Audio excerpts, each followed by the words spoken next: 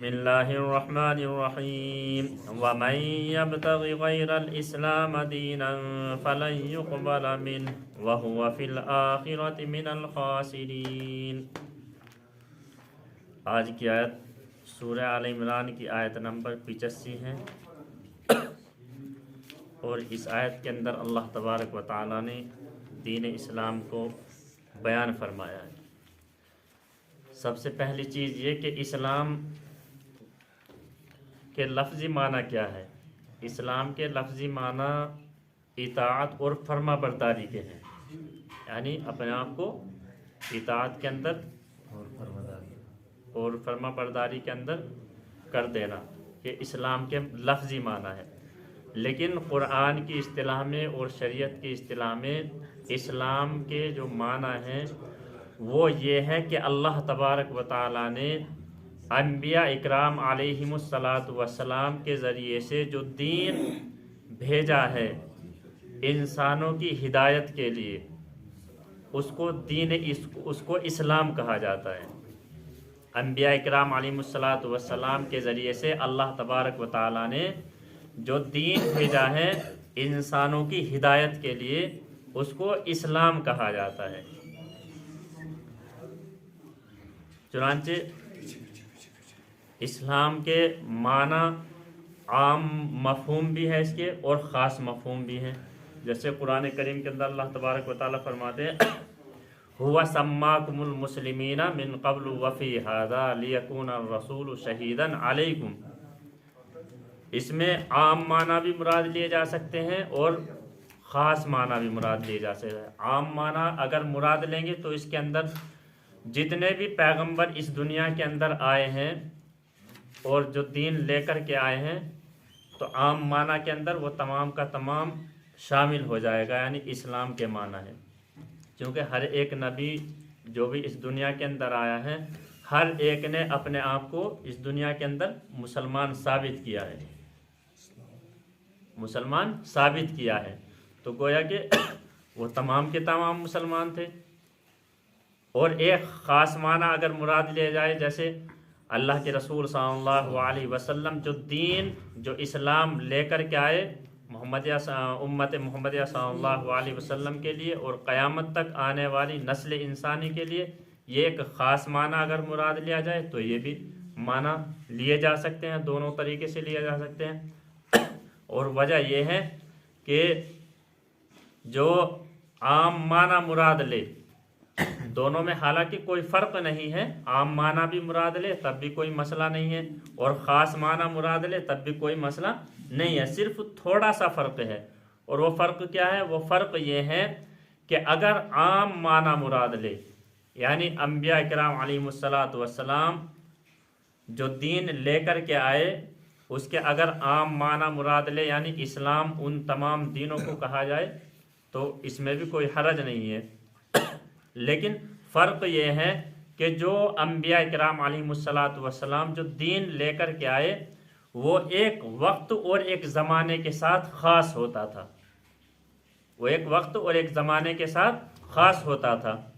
جب کوئی دوسرا نبی آ جاتا تھا تو پہلی والی شریعت کیا ہو جاتی تھی؟ منسوخ ہو جاتی تھی، اب اس کے اوپر کوئی عمل نہیں ہوتا تھا، وہ اسلام نہیں ہوتا تھا۔ نیا نبی آیا، نئی شریعت لے کر کے آیا تو اب اس کو اسلام کہا جاتا تھا،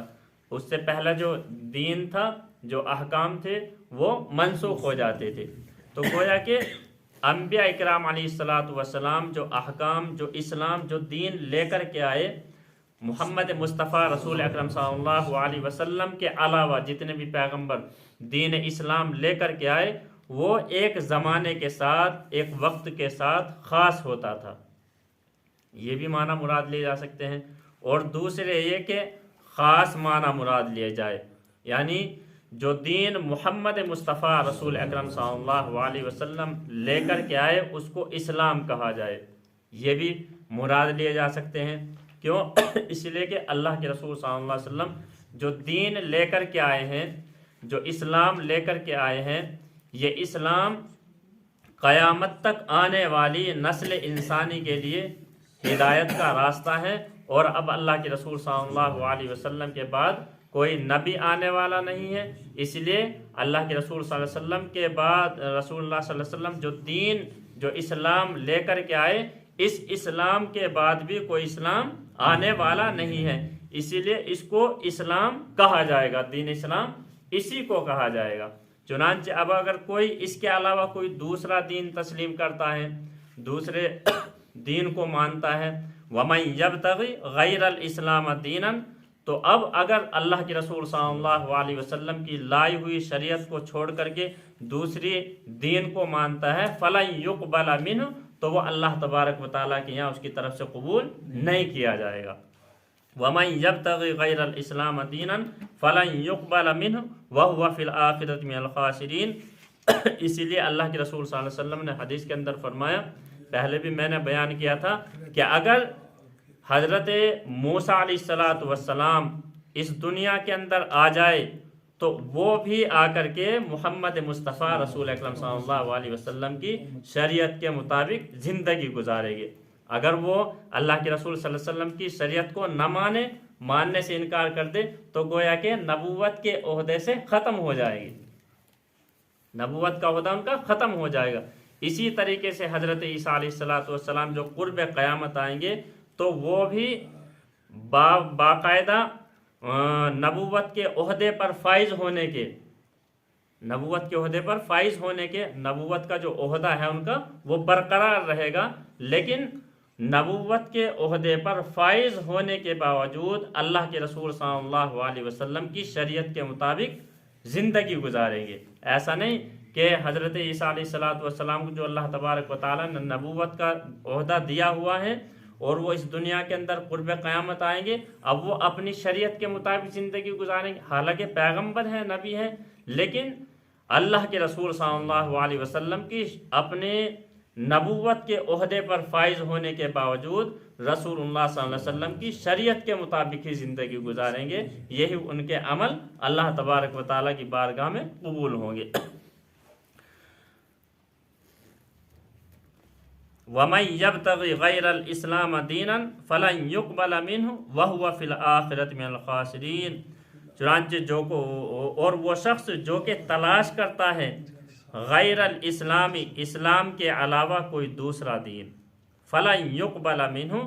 تو اس کا وہ قبول اس کی طرف سے قبول نہیں کیا جائے گا، وَهُوَ فِي الْآخِرَةِ مِنَ الْخَاسِرِينَ، اور وہ آخرت کے اندر کیا ہوگا؟ خسارے کے اندر ہوگا، نقصان اٹھانے والوں میں سے ہوگا۔ چنانچہ اب دنیا کے اندر جو دین ہے وہ محمد مصطفیٰ رسول اکرم صلی اللہ علیہ وسلم جو دین لے کر کے آئے، وہی دین اللہ تبارک و تعالیٰ کے یہاں قیامت تک قابل قبول ہے۔ ان الدین عند اللہ الاسلام، اللہ تبارک و تعالیٰ کے جو نزدیک دین ہے وہ دین اسلام ہی ہے، اس کے علاوہ کوئی دین نہیں ہے۔ چنانچہ اگر کوئی انسان عمل کرتا ہے رسول اکرم صلی اللہ علیہ وسلم کی شریعت سے ہٹ کر کے اور وہ اس کو باعث ثواب سمجھتا ہے تو وہ اللہ تبارک و تعالیٰ کے یہاں قبول نہیں ہے۔ جب تک انسان کا عمل اللہ کے رسول صلی اللہ علیہ وسلم کے بتائے ہوئے طریقے کے مطابق نہیں ہوگا تب تک وہ عمل اللہ تبارک و تعالیٰ کے یہاں اس کا قبول نہیں ہوگا، کسی بھی حال کے اندر قبول ہونے والا نہیں ہے، چونکہ اللہ کے رسول صلی اللہ علیہ وسلم نے عمل کرنے کا طریقہ بتلایا ہے۔ وَهُوَ فِي الْآخِرَةِ مِنَ الْخَاسِرِينَ، اور وہ آخرت کے اندر یعنی جس نے دین اسلام کو چھوڑ کر کے دوسرا دین اپنایا، فَلَن يُقْبَلَ مِنْهُ، تو ہرگز وہ اس کی طرف سے قبول نہیں کیا جائے گا، وَهُوَ فِي الْآخِرَةِ مِنَ الْخَاسِرِينَ، اور وہ آخرت کے اندر نقصان اٹھانے والوں میں سے ہوگا۔ اللہ تبارک و تعالی عمل کرنے کی توفیق عطا فرمائے۔